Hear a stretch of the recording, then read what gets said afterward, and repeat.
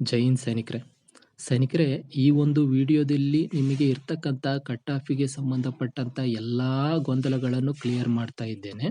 ಸರಿಯಾಗಿ ಪೂರ್ತಿ ನೋಡಿ, ನಿಮಗೆ ಖಂಡಿತ ಅರ್ಥ ಆಗ್ತದೆ.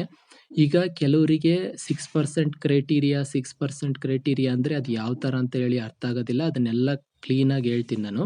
ನೋಡಿ, 6% ಕ್ರೈಟೀರಿಯಾ ಏನು UGCಯ ನಿಯಮಾವಳಿಯ ಪ್ರಕಾರ ಈ ನೆಟ್ಟು ಏನ್ ಪಾಲನೆ ಮಾಡ್ತದೆ ಅದನ್ನೇ ಕೆಸೆಟ್ ಕೂಡ ಪಾಲನೆ ಮಾಡ್ತದೆ. ಹಾಗಾಗಿ ಈ 6% ಕ್ರೈಟೀರಿಯಾನ ಕೆಲವೊಂದು ಸಂದರ್ಭದಲ್ಲಿ ಲಾಸ್ಟ್ ಟೈಮ್ ಏನಾಗಿತ್ತು ಅಂತಂದ್ರೆ, ಕೆಲವು ಸಬ್ಜೆಕ್ಟ್ಗಳಿಗೆ 7% ಕೂಡ ಕೊಟ್ಟಿದ್ರು. 7% ಏನಾದ್ರೂ ಕೊಟ್ರು ಅಂತಂದ್ರೆ ಕ್ವಾಲಿಫೈಡ್ ಆಗ್ತಕ್ಕಂಥ ಅಭ್ಯರ್ಥಿಗಳ ಸಂಖ್ಯೆ ಹೆಚ್ಚಾಗ್ತದೆ, ಮತ್ತೆ ಕಟ್ ಆಫ್ ಕೂಡ ಕಡಿಮೆ ನಿಲ್ಲುವಂತ ಸಾಧ್ಯತೆ ಇರುತ್ತೆ. ಆದ್ರೆ 6%ನ್ನೇ ಅವ್ರು ಕೊಟ್ರು ಅಂತಂದ್ರೆ ನಿಮಗೆ ಏನಾಗುತ್ತೆ ಅಂತ ಹೇಳಿದ್ರೆ, ನಾನು ಇವಾಗ ಏನ್ ಹೇಳಿದ್ದೀನೋ ಅದೇ ಕಟ್ ಆಫ್ ನಿಲ್ಲುತ್ತೆ, ಮತ್ತೆ ಅದೇ ಸ್ಲಾಟ್ಗಳಲ್ಲಿ ನಿಮಗೆ ಸೆಲೆಕ್ಷನ್ ಆಗುತ್ತೆ. ಮತ್ತೆ ಈಗ ಈ 6% ಕ್ರೈಟೀರಿಯಾನ ಯಾವ ತರ ಮಾಡ್ತಾರೆ ಅಂತ ಎಲ್ಲ ನಾನು ನಿಮಗೆ ಸಂಪೂರ್ಣವಾಗಿ ಹೇಳ್ತೇನೆ. ಈಗ ನೋಡಿ, ನಾನು ಹೇಳಿದ್ದೀನಿ ಈಗ ಕಟ್ ಆಫ್ ಇಷ್ಟೇ ನಿಲ್ಲುತ್ತೆ ಅಂತ ಹೇಳ್ಬಿಟ್ಟು, ಅದು ಈ ಒಂದು ಮಾನದಂಡದ ಮೇಲೆ ನಿರ್ಧಾರ ಆಗುತ್ತೆ. ಅವ್ರು 6% ಕೊಟ್ರು ಅಂತಂದ್ರೆ ಸೇಮ್ ಹೇಳಿರ್ತಕ್ಕಂಥದ್ದು ನಿಲ್ಲುತ್ತೆ, ಹೇಳಿರ್ತಕ್ಕಂಥ ಕಟ್ ಆಫ್ ನಾನು ಏನ್ ಹೇಳಿದ್ದೀನ ಆ ತರ 2-4 ಹೆಚ್ಚು ಕಮ್ಮಿ ಆಗ್ಬೋದು. ಆದ್ರೆ 7% ಕೊಟ್ರು ಅಂತಂದ್ರೆ ನಿಮಗೆ ಏನಾಗುತ್ತೆ ಅಂತ ಹೇಳಿದ್ರೆ, ಕ್ವಾಲಿಫೈಡ್ ಆಗ್ತಕ್ಕಂತಹ ಸಂಖ್ಯೆನೂ ಹೆಚ್ಚಾಗುತ್ತೆ ಅಭ್ಯರ್ಥಿಗಳದು, ಮತ್ತೆ ಕಟ್ ಆಫ್ನು ಕೂಡ ಕಮ್ಮಿ ನಿಲ್ಲುತ್ತೆ. ಹಾಗಾಗಿ ಇಲ್ಲಿ ಕೊಟ್ಟಿದ್ದಾರೆ ನೋಡಿ, ನೀವು ಕರೆಕ್ಟ್ ಆಗಿ ನೋಡ್ಕೊಳ್ಳಿ. The UGC net cut off criteria are as follows. ಇಲ್ಲಿ ಕೊಟ್ಟಿರ್ತಕ್ಕಂಥದ್ದು ಏನಿದೆ ಇದನ್ನೆಲ್ಲ ಫಾಲೋ ಮಾಡ್ತಾರೆ. ಯಾವ ತರ ಅಂತಂದ್ರೆ, ಮಿನಿಮಮ್ ಕ್ವಾಲಿಫೈಯಿಂಗ್ ಮಾರ್ಕ್ಸ್, ಕನಿಷ್ಠ ಪಕ್ಷ ಇಷ್ಟು ಮಾರ್ಕ್ಸ್ ನಿಮಗೆ ಬರಲೇಬೇಕು. ಅಂದ್ರೆ ಈಗ the minimum qualifying marks are 40% for the general ಅಭ್ಯರ್ಥಿಗಳಿಗೆ 40% ಮಾರ್ಕ್ಸ್ ಬರಲೇಬೇಕು. ಜನರಲ್ಲು ಮತ್ತೆ EWS ಕ್ಯಾಟಗರಿ. EWS ಅಂತ ಹೇಳಿ ಇಲ್ಲಿ ಕರ್ನಾಟಕದಲ್ಲಿ ಮಾಡೋದಿಲ್ಲ, ಯಾಕೆ ಅಂತಂದ್ರೆ EWS ನ ಇಲ್ಲಿ ಇನ್ನೂ ಇಂಪ್ಲಿಮೆಂಟ್ ಆಗಿಲ್ಲ. EWS ಅಂತಂದ್ರೆ ಎಕನಾಮಿಕಲಿ ವೀಕರ್ ಸೆಕ್ಷನ್ ಅಂತ ಹೇಳ್ಬಿಟ್ಟು. ಮತ್ತೆ ನೋಡಿ, and 35% for the SC ST OBC PWD third gender categories. ಈ 35% SC ST OBC PWD third gender ಅವರು ತೆಗೆದ್ರೆ ಅವರು ಮಿನಿಮಮ್ ಕ್ವಾಲಿಫೈಯಿಂಗ್ ಮಾರ್ಕ್ಸ್. ಇದು ಬರೀ ಇಷ್ಟು ಬಂದ ತಕ್ಷಣ ನೀವು ಕ್ವಾಲಿಫೈಡ್ ಆಗ್ತೀವಿ ಅಂತ ಅಂದ್ಕೋಬೇಡಿ. ಯಾಕೆ ಅಂದ್ರೆ ಇದರಲ್ಲಿ ಇನ್ನೂ ಕೂಡ ಮಾನದಂಡಗಳಿದಾವೆ. Passing both papers to qualify for the UGC NET exam candidates must pass both paper 1 and paper 2. ಎರಡರಲ್ಲೂ ಕೂಡ ಕ್ವಾಲಿಫೈ ಆಗಬೇಕು. ಮುಂಚೆ ಏನಾಗಿತ್ತು ಅಂತಂದ್ರೆ, ಈ 40% ಜನರಲ್ಲಿಗೆ 35% SC ST OBC PWD third ಜೆಂಡರ್ಗೆ ಅಂತ ಏನ್ ಹೇಳಿದ್ನಲ್ಲ, ಇದರಲ್ಲಿ ಫಸ್ಟ್ ಪೇಪರ್ನಲ್ಲಿ ಮಿನಿಮಮ್ ಜನರಲ್ನವರು 40%, ಪೇಪರ್ ಸೆಕೆಂಡು ಜನರಲ್ನವರು 40% ತೆಗಿಲೇಬೇಕಾಗಿತ್ತು. ಈಗ SC ST OBC ಅವರು ಪೇಪರ್ 1 ಅಲ್ಲಿ 35%, ಪೇಪರ್ 2 ಅಲ್ಲಿ 35% ತೆಗಿಲೇಬೇಕಾಗಿತ್ತು. ಆದ್ರೆ ಇವಾಗ ಏನ್ ಮಾಡಿದ್ದಾರೆ ಅಂತಂದ್ರೆ ಅದನ್ನ ಚೇಂಜ್ ಮಾಡಿದ್ದಾರೆ.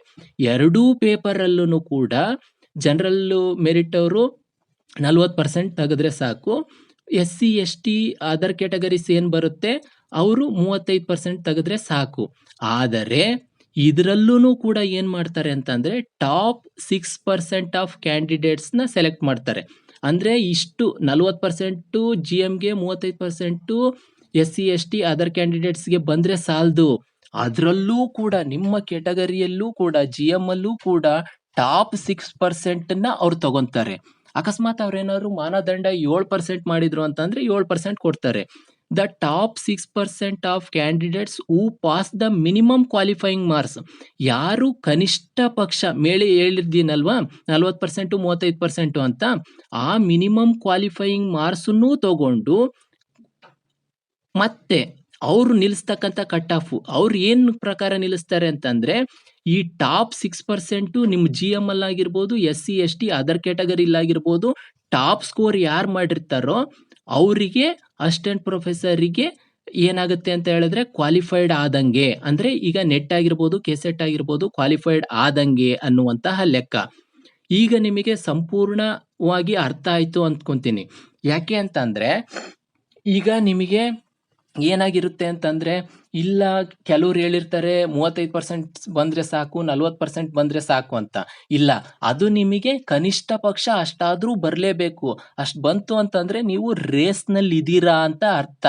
ಅಂದ್ರೆ ಕ್ವಾಲಿಫೈಡ್ ಆದ್ವಿ ಅಂತ ಅರ್ಥ ಅಲ್ಲ. ಅಟ್ಲೀಸ್ಟ್ ಅಷ್ಟು ಬಂತು ಅಂತಂದ್ರೆ ನೀವೇನಾಗ್ತೀರಾ ಅಂತಂದ್ರೆ ಮಿನಿಮಮ್ ಒಂದು ಕ್ವಾಲಿಫೈಡ್ ಆಗಿದ್ದೀರಾ ಅಂತ. ಅಂದ್ರೆ ಮಿನಿಮಮ್ ಅಂದ್ರೆ ನಿಮಗೆ ಸೆಲೆಕ್ಟ್ ಆಗಿದ್ದೀರಾ ಅಂತ ಅಲ್ಲ, ನೆಕ್ಸ್ಟ್ ರೇಸ್ನಲ್ಲಿ ಓಡ್ತಾ ಇದ್ದೀರಾ ಅಂತ. ಆದ್ರೆ ಅದ್ರೊಳಗೂನು ಟಾಪ್ 6% ಯಾರು ಬರ್ತಿರೋ ಅವ್ರು ಮಾತ್ರ ಸೆಲೆಕ್ಟ್ ಆಗೋದು. ಈಗ ನಾನು ಹೇಳ್ದೆ ಲಾಸ್ಟ್ ಟೈಮು ಕೆಲವು ಸಬ್ಜೆಕ್ಟ್ಗಳಿಗೆ 7% ಕೂಡ ಕೊಟ್ಟಿದ್ರು ಅಂತ. ಆ ಥರ ಏನಾದರೂ 7% ಕೊಟ್ರು ಅಂತಂದ್ರೆ ನಿಮ್ಮ ಒಂದು ಕಟ್ ಆಫ್ ನಲ್ಲಿ ಹೆಚ್ಚು ಕಮ್ಮಿ ಆಗ್ತದೆ. ಮತ್ತೆ ನಿಮ್ಮ ಸೆಲೆಕ್ಷನ್ ಆಗ್ತಕ್ಕಂತಹ ಕ್ಯಾಂಡಿಡೇಟ್ಸು ಕೂಡ ಹೆಚ್ಚಾಗ್ತಾರೆ.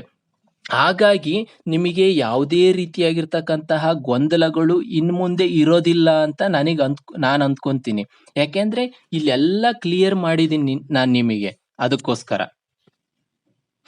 ನಾನು ನಿಮಗೆ ಹೇಳ್ತಾ ಇದ್ದೆ, ಮಿನಿಮಮ್ಮು 40% GMಗೆ ಮತ್ತೆ 35% SC ST. ನಮ್ಮ ಕರ್ನಾಟಕದಲ್ಲಿ ನೋಡೋದಾದ್ರೆ category 1, 2A, 2B, 3A, 3B, SC ST ಅಂತ ಹೇಳಿದ್ನಲ್ಲ, ಇದು 35%. ಅದು ಯಾವ ಥರ ಅಂತಂದ್ರೆ ಟೋಟಲ್ 300 ಮಾರ್ಕ್ಸ್ಗಲ್ವಾ ಪೇಪರ್ ಇರತಕ್ಕಂಥದ್ದು.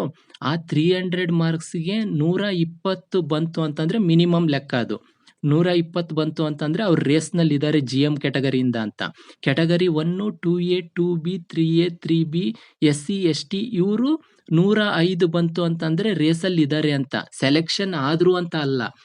ಸೆಲೆಕ್ಷನ್ ಆಗ್ಬೇಕು ಅಂತಂದ್ರೆ ನಿಮ್ಮ ಕ್ಯಾಟಗರಿಲಿ ಈಗ GM ಆಗಿರ್ಬೋದು, GM ನಲ್ಲಿ ಟಾಪ್ 6% ಬರ್ಬೇಕು ನೀವು. ಕ್ಯಾಟಗರಿ 1 ನಲ್ಲಿ ಟಾಪ್ 6% ಬರ್ಬೇಕು ನೀವು. 2A, 2B, 3A, 3B, SC ST ಇದರಲ್ಲೂ ಕೂಡ ನೀವು ಟಾಪ್ 6% ಬರಬೇಕು. ಈ ತರ ಟಾಪ್ 6% ಬಂದ್ರೆ ಮಾತ್ರ ನೀವು ಕ್ವಾಲಿಫೈಡ್ ಆಗ್ತಕ್ಕಂಥದ್ದು. ಈಗ ನಿಮಗೆ ಸಂಪೂರ್ಣವಾಗಿ ಒಂದು ಕ್ಲಾರಿಟಿ ಬಂದಿದೆ ಅಂತ ನಾನು ಅಂದ್ಕೊಂತೀನಿ. ನಿಮಗೇನೇ ಗೊಂದಲ ಇದ್ರೂ, ಇನ್ನೂ ಕೂಡ ಗೊಂದಲ ಇದೆ ಅಂತ ಏನಾದರೂ ಅನ್ನಿಸ್ತು ಅಂತಂದರೆ ನೀವೇನು ಮಾಡಿ ಅಂತಂದರೆ ಕಾಮೆಂಟ್ ಮಾಡಿ. ನಿಮ್ಮ ಈ ಪ್ರಶ್ನೆಗೆ ನಾನು ಉತ್ತರ ಕಾಮೆಂಟ್ ಬಾಕ್ಸ್ನಲ್ಲಿ ಹಾಕ್ತೇನೆ, ಅಂದರೆ ನಿಮಗೆ ರಿಪ್ಲೈ ಮಾಡ್ತೀನಿ ನಾನು. ಮತ್ತೆ ನೋಡಿ, ಕರ್ನಾಟಕದಲ್ಲಿ ಪ್ರಸ್ತುತ ಮೀಸಲಾತಿ ಏನಿದೆ ಅನ್ನೋದನ್ನು ಕರೆಕ್ಟಾಗಿ ತಿಳ್ಕೊಳ್ರಿ. GMಗೆ 44% ಇದೆ, ಕ್ಯಾಟಗರಿ 1ಗೆ 4% ಇದೆ ಮೀಸಲಾತಿ, 2Aಗೆ 15% ಮೀಸಲಾತಿ ಇದೆ, 2Bಗೆ 4% ಮೀಸಲಾತಿ ಇದೆ, 3Aಗೆ 4% ಮೀಸಲಾತಿ ಇದೆ, 3Bಗೆ 5% ಮೀಸಲಾತಿ ಇದೆ, ಮತ್ತೆ SCಗೆ 17% ಮೀಸಲಾತಿ ಇದೆ, STಗೆ 7% ಮೀಸಲಾತಿ ಇದೆ. SCಗೆ ಮುಂಚೆ ಏನಿತ್ತು ಅಂತಂದ್ರೆ 15% ಇತ್ತು, ಅದನ್ನ ಇವಾಗ 2% ಜಾಸ್ತಿ ಮಾಡಿದ್ದಾರೆ, ಹಂಗಾಗಿ ಅವರಿಗೆ 17% ಆಗಿದೆ. STಗೆ ಮುಂಚೆ ಕಮ್ಮಿ ಇತ್ತು, 3% ಇತ್ತು, ಅದನ್ನ 7% ಮಾಡಿದ್ದಾರೆ, ಎಕ್ಸ್ಟ್ರಾ 4 ಕೊಟ್ಟು 7% ಮಾಡಿದ್ದಾರೆ. ಪ್ರಸ್ತುತ ಮೀಸಲಾತಿ ಇದು ಪಕ್ಕ ಮಾಹಿತಿ. ನೀವು ಯಾವುದೇ ಗೊಂದಲಕ್ಕೆ ಒಳಗಾಗುವಂತಹ ಇಲ್ಲ, ಗೊಂದಲಕ್ಕೆ ಒಳಗಾಗಬೇಡಿ. ಇದೇನೇ ಕರ್ನಾಟಕದ ಪ್ರಸ್ತುತ ಮೀಸಲಾತಿ ಇರ್ತಕ್ಕಂಥದ್ದು. ಇದ್ರ ಪ್ರಕಾರನೇ ನಿಮಗೆ ಸೆಲೆಕ್ಷನ್ ಆಗ್ತಕ್ಕಂಥದ್ದು.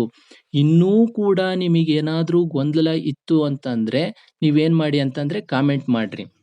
ನೋಡ್ರಿ, ಫಾರ್ ಎಕ್ಸಾಂಪಲ್ಲು ಈಗ ಒಂದು ಪೊಲಿಟಿಕಲ್ ಸೈನ್ಸಿಗೆ ನಾನು ತಗೊಂತೀನಿ. ಅದರಲ್ಲಿ 5993 ಜನ ಅಭ್ಯರ್ಥಿಗಳು ಏನಾಗಿದ್ರು ಅಂತಂದ್ರೆ ಪರೀಕ್ಷೆ ಬರೆದಿದ್ರು. ಅದರಲ್ಲಿ 6% ಕ್ರೈಟೀರಿಯಾ ನಾವು ತಗೊಳೋದಾದ್ರೆ 360 ಜನ ಕ್ವಾಲಿಫೈಡ್ ಆಗ್ತಾರೆ. ಅಂದ್ರೆ 5993 ಮೈನಸ್ 6% ಮಾಡಿದ್ರೆ 359.58 ಆಗುತ್ತೆ. ಅದನ್ನ ನಾವು ರೌಂಡ್ ಫಿಗರ್ ಮಾಡ್ಕೊಂಡ್ಬಿಟ್ರೆ 360 ಜನ ಕ್ಯಾಂಡಿಡೇಟ್ ಆಗ್ತಾರೆ. ಈ 360 ಜನದಲ್ಲಿ ಮತ್ತೆ ನಾವು ಕ್ಯಾಟಗರಿ ವೈಸು ಡಿವೈಡ್ ಮಾಡ್ತಾ ಹೋಗ್ಬೇಕು. ಹೆಂಗೆ ಅಂತಂದ್ರೆ 360 ಈಗ ನಮ್ಮ GM ಕ್ಯಾಟಗರಿಗೆ ಎಷ್ಟಿದೆ, 44%. ಹಾಗಾಗಿ ನೀವೇನ್ ಮಾಡಿ ಅಂತಂದ್ರೆ 360 ಮೈನಸ್ 44% ಮಾಡಿದ್ರಿ ಅಂತಂದ್ರೆ ಅಲ್ಲಿ ನಿಮಗೆ 158 ಜನ ಕ್ವಾಲಿಫೈಡ್ ಆಗ್ತಾರೆ. ಅಂದ್ರೆ ಟಾಪ್ 158 ಮೆಂಬರ್ಸ್ ಕ್ವಾಲಿಫೈಡ್ ಆಗ್ತಾರೆ. ಆ ಟಾಪ್ 158 ಮೆಂಬರ್ಸು ಎಷ್ಟು ಸ್ಕೋರ್ ಮಾಡಿದ್ದಾರೆ ಅಂತಂದ್ರೆ 158ನೇ ಅಭ್ಯರ್ಥಿ 148 ಅಂಕ ಪಡೆದಿದ್ದಾನೆ. ಅಂದ್ರೆ 148 ನಿಮ್ದು ಕಟ್ ಆಫ್ ನಿಲ್ಲುವಂತ ಸಾಧ್ಯತೆ ಇದೆ.